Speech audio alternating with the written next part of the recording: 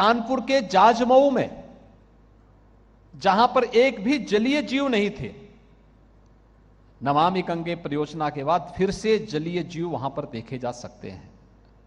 और यही नहीं, अविनाशी काशी में, काशी के बारे में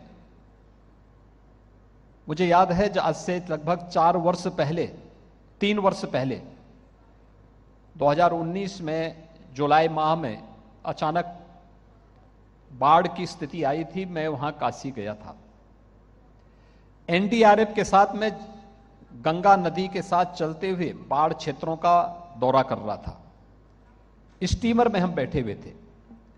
एनडीआरएफ के सामने मैंने एक प्रश्न किया। मैंने कभी, मुझे एक बात बताइए, नमामि गंगे परियोजना के पहले और नमामि गंगे परियोजना के बाद आपको क्या अंतर दिखाई देता है?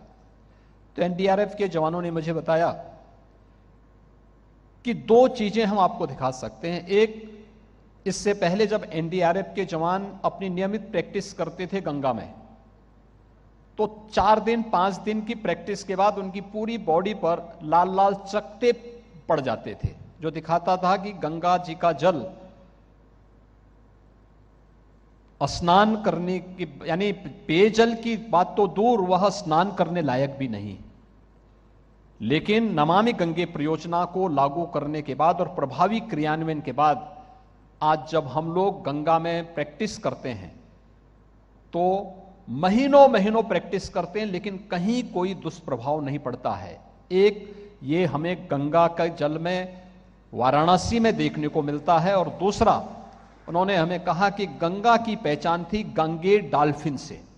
फिर से डॉल्फिन यहां पर दिखाई दे रहा है, डॉल्फिन के दर्शन भी हम आपको करा सकते हैं। यानी ये 2 चीजें परिवर्तित होती हुई दिखाई दी हैं, और उसके बहुत अच्छे परिणाम हम सबके सामने देखने को मिले हैं।